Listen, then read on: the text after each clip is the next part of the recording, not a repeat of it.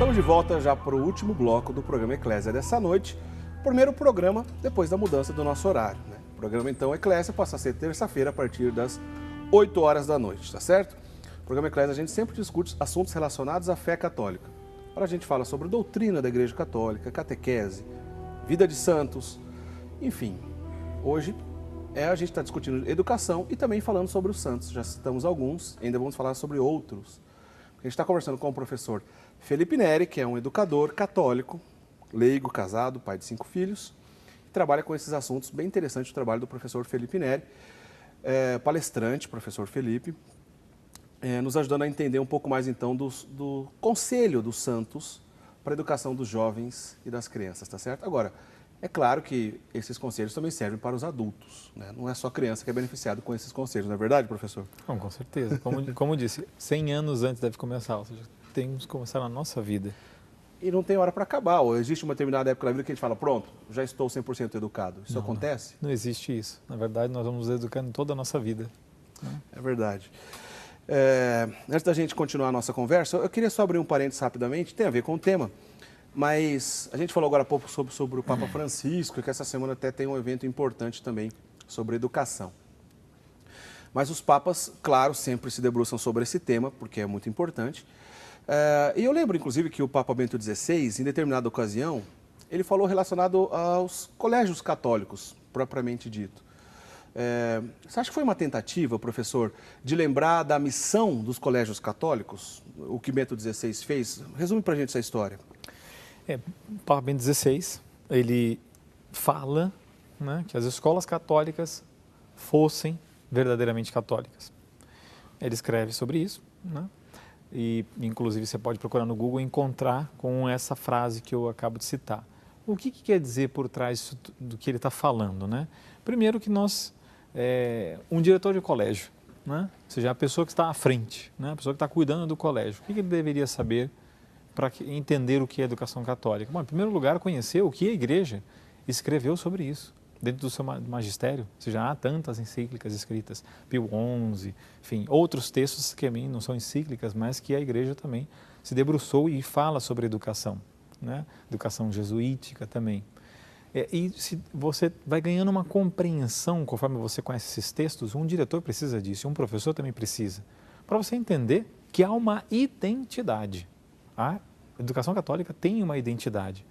E com base nesse conhecimento que você tem dos textos do magistério, com a experiência de tantos santos educadores, Santo Henrique de Ossó, Dom Bosco, La Salle, Hugo de São Vítor, tantos santos antigos e modernos, vamos chamar assim, né, aqui do nosso século, mostrando justamente o que é a educação, o fim da educação, a missão da educação, onde deve se chegar com a educação, de forma geral, e especificamente a educação católica.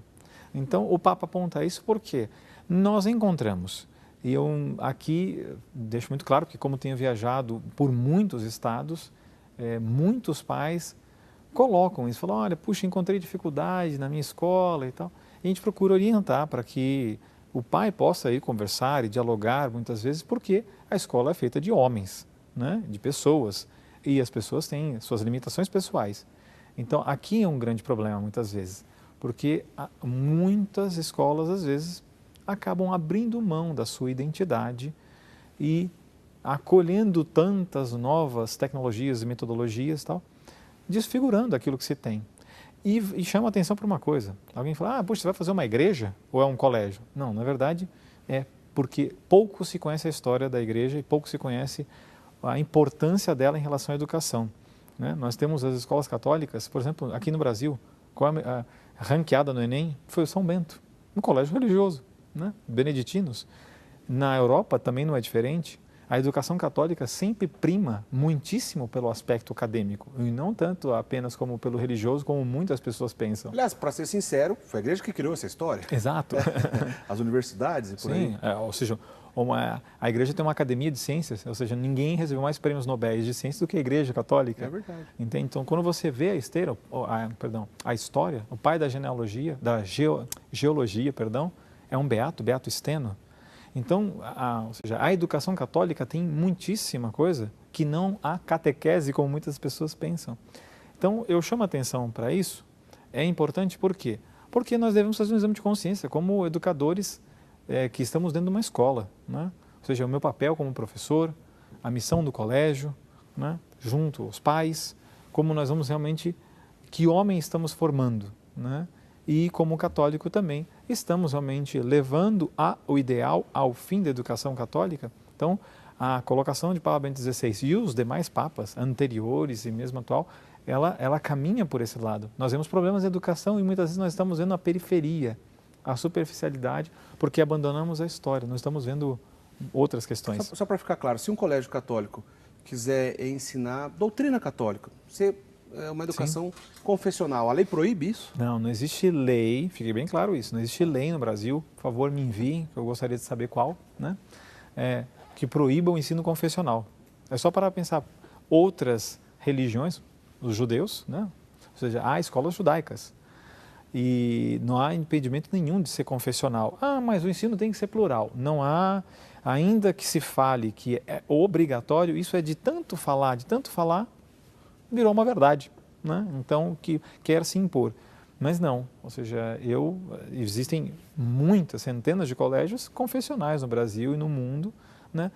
E é um aspecto que aquela comunidade, inclusive, de pais que procuram aquele colégio, procura aquela identidade, que é o ensino confessional. E eu não estou dizendo catequese. Entendi. Né? Ou seja, o que se entende por um colégio confessional? Se entende, ou seja, que aquelas pessoas que lá dentro têm, confessam uma fé.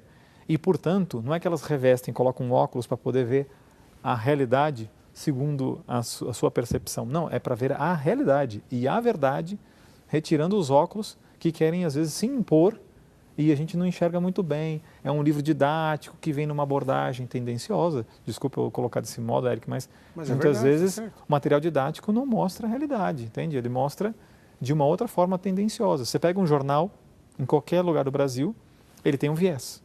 O material didático não é diferente. E eu estou falando uma coisa que eu sei, os pais que estão me ouvindo sabem muito bem disso.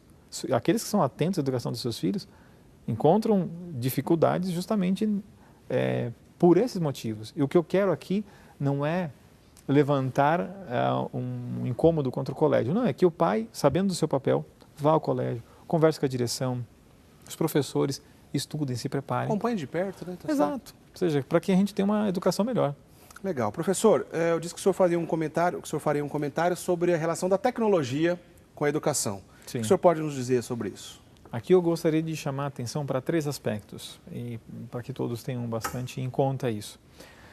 Bom, nós vivemos numa era tecnológica, né? Até inclusive na educação nas escolas, com quadros, enfim, eletrônicos, com os nossos meios. Eu estou aqui com o iPad na mão, né? Nós temos celulares, temos as mídias. Não vemos, digamos, que aqui a ideia não é de, digamos, falar que ela é ruim, não é isso.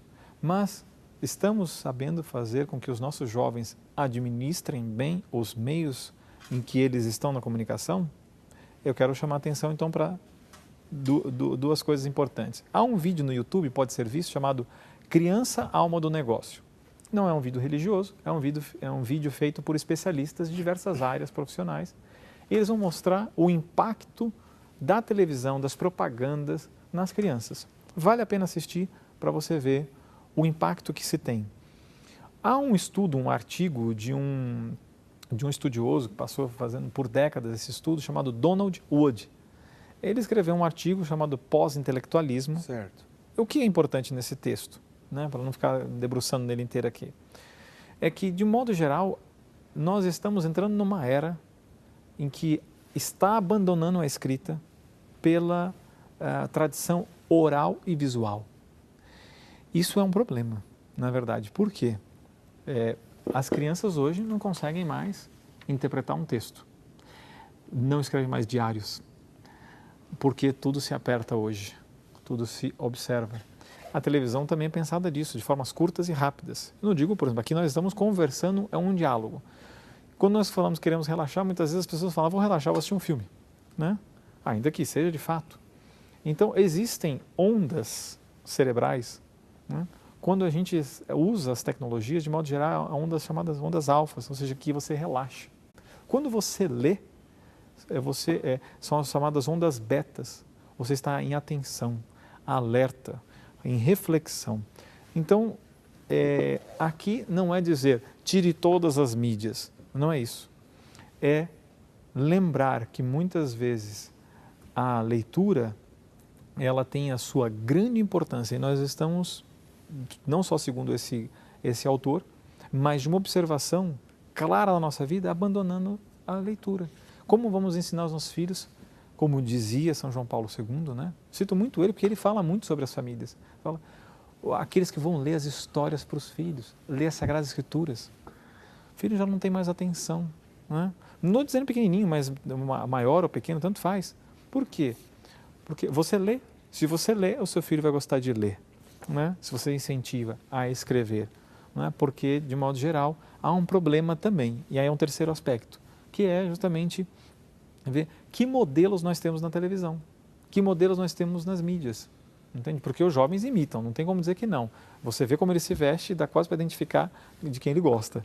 Né? Ou seja, o modo de falar também. E lá dentro, muitas vezes, nós não encontramos, a não ser que a gente pesquise na internet para mostrar para os filhos a vida dos santos, que são os grandes heróis. Né? Eu gosto de super-herói. Muito bem, mas eles não existiram. Pode mostrar, lógico. Né? Mas quem são os grandes super-heróis? Os santos. Não só porque eles se realizaram, mas inclusive também porque Deus se manifestou e permitiu muitos milagres através deles.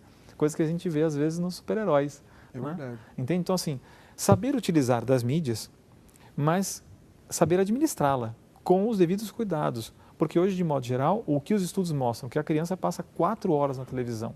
Depois ele sai dali e outros estudos mostram que quem mais influencia nossos filhos? Em primeiro lugar, a internet.